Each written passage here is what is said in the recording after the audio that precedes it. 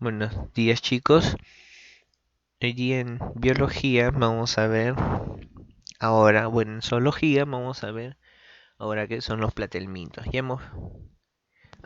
Platelmintos acaso, platelmintos. Ya me confundí.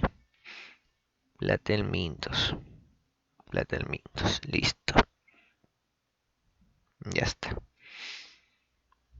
Vamos a ver, ya la semana pasada ya hemos visto poríferos, ya hemos visto nidarios, clases, recuerden hidrozoas, recordemos nidarios son Son animales diblásticos, poseen dos capas membranales, solamente poseen ectodermo y endodermo, no poseen ellos mesodermo, pero poseían una capa similar que cumplía la parecida función al mesodermo, era la mesoglia. Recordemos las clases que habíamos hablado: hidrozoa, antozoa, sifozoa, pero solamente hemos estudiado una de ellas, no más que las hidrozoa, que la hidrozoa nos habla de cómo hay dos estadios de sus especies, tanto para estado pólipo como para estadio medusoide. Recordemos que en el estadio pólipo teníamos las hidras sp y las ovelias sp. ¿Cuál la diferencia de estas? Es que la hidra mayormente o podía ser solitaria o podía vivir en colonias, en cambio la ovelia vivía en colonias, tenía un tallo principal y tenía ramificaciones. Recordemos que de ahí tenía en el gonangio estaban las gónadas del cual iban a brotar las medusas. Y ahora recordemos, la, la larva de la medusa se llamaba plánula. Esa plánula va a ir a buscar un sustrato a donde adherirse para convertirse en fase pólipo. Fase pólipo, de ahí va a originar las medusas. Va a pasar por una fase de eufila. La fase en la cual los pólipos, la ovelia, va a liberar las larvas de la medusa se llama eufelia. Y ya, nos estamos recordando lo que hemos visto anteriormente. Entonces, ahora vamos a ver lo que son platelmintos, que son gusanos planos, tanto así triblásticos con tres capas membranales. En este caso, ellos poseen mesodermo, son hermafroditas, tienen vida libre y también vida parasitaria. Vamos a ver más adelante cómo cómo son los de vida libre y cómo son los de vida parasitaria, los que conocemos, por ejemplo, la fasciola hepática, la tenia, etcétera.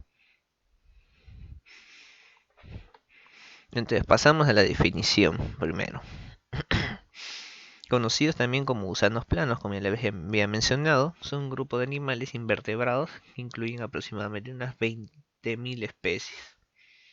Dentro de las características utilizadas para clasificar estos animales destacan el ser acelomados, protóstomos y triblásticos. Como ya les había mencionado, triblásticos poseen las tres capas membranales: ectodermo, endodermo y mesodermo. A diferencia de los nidarios, de las medusas, ellos sí poseen ya ahora mesodermo. Protostomos es que el blastoporo va a originar la boca. En cambio, ya en animales más avanzados como en los equinodermos, en los mamíferos, el blastoporo va a dar formación del ano. El blastoforo es un conjunto de células en el cual de las capas membranales van a surgir primero. En el caso de los invertebrados nidarios, platelmintos y poríferas va a dar origen a la boca. En cambio, en equinodermos y mamíferos va a dar origen al ano. Unos son protostomos y otros son deuterostomos. Ahora, y acelomados es que no tienen una todavía no poseen celoma. El celoma es una cavidad que recubre los órganos para darles protección. Una cavidad hueca en el cual se va a dar ahí, en esa cavidad se va a dar la formación de los órganos, tanto como uno de ellos principales es el intestino.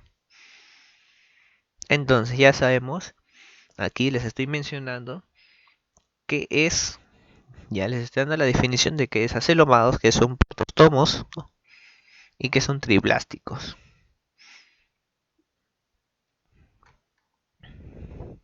Ya, vamos a pasar ahora a las características. Morfológicamente los platelmitos son aplanados dorso-ventralmente.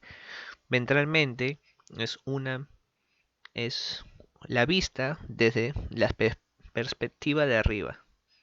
Dorsal es la vista de la perspectiva desde abajo. Tienen simetría bilateral. Ya habíamos mencionado que la simetría bilateral era la división del cual al momento de hacer una línea de corte imaginaria, cada parte va a presentar la misma distribución, ya sea tanto en órganos, en sistemas. En cambio, recordemos que los nidarios tenían simetría radial. A partir ya de los platelmitos poseen una simetría bilateral. Su cuerpo es blando y no van a presentar segmentaciones, que significa que su cuerpo no va a estar dividido en segmentos, como sería en el caso de los anélidos. Los anélidos sí son segmentados. Ahora, la mayoría de ellos tienen un tamaño microscópico y los que son más grandes son extremadamente finos, porque si hay platelmitos que se ven a simple vista. El espacio entre la piel y los pocos órganos de que disponen está llenado con tejido mesodérmico, conocido como mesénquima, un tejido conectivo lleno de células y de fibras de colágeno. Sigamos leyendo las características.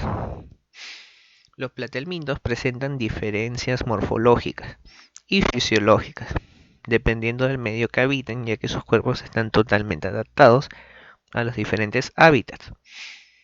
Se distinguen dos tipos de forma vida. Como ya les había mencionado en la parte introductoria, están los de vida libre y los parásitos.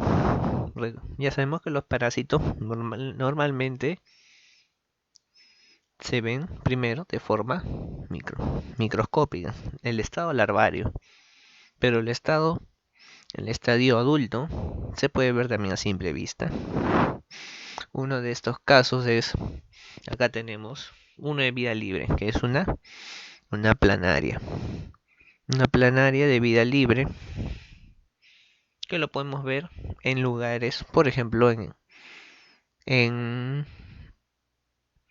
en aguas residuales, en pantanos, podemos ver cómo habitan los planarias.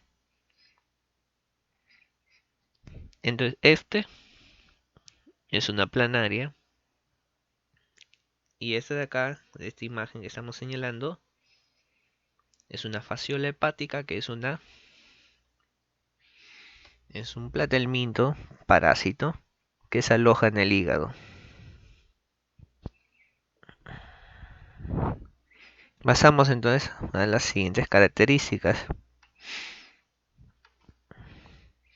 Los platelmintos de vida libre normalmente presentan cierto grado de cefalización y de hecho son los animales más sencillos en presentar esta peculiaridad. Esa zona, similar a una cabeza, es donde se encuentra el cerebro primitivo del animal. Los platelmintos que son parásitos no presentan esta cefalización y en su lugar presentan ciertos órganos y apéndices como ganchos y ventosas que les permiten sujetarse a sus hospederos. Ellos tienen ventosas, por lo cual las ventosas van a ser como sus bocas. Va a permitir el ingreso del alimento y va a permitir que se puedan adherir a sus hospederos, como si fuera un succionador o un chupón. La mayoría de órganos y sistemas en este grupo de animales son bastante primitivos o ni siquiera están presentes. Por ejemplo, no van a poseer aparato circulatorio ni respiratorio, y las especies parásitas carecen de aparato digestivo, ya que se alimentan únicamente de material ya digerido por sus hospederos. Ahora, los que sí tienen sistema digestivo no presentan orificio anal, y el propio tubo digestivo realiza funciones de digestión y de distribución de nutrientes. Pasamos a la siguiente hoja. Ahora vamos a pasar a la etapa de reproducción. Los planteamientos se pueden reproducir tanto de manera sexual como asexual. A diferencia de los demás sistemas, el aparato reproductor sexual de estos animales es relativamente complejo. ¿Por qué complejo? Porque los platelmintos, ellos son seres hermafroditas. ¿Qué significa hermafroditas? Que van a poseer tanto el sistema masculino como el sistema femenino. Van a dar producción de gametos masculinos o también de gametos femeninos. Ahora, ojo, eso no significa que se pueda autofecundar. Siempre va a necesitar de otro especie. Un platelminto con otro platelminto, ahí recién va a ocurrir la copulación y el cual va a dar origen al, a la nueva especie, al nuevo individuo.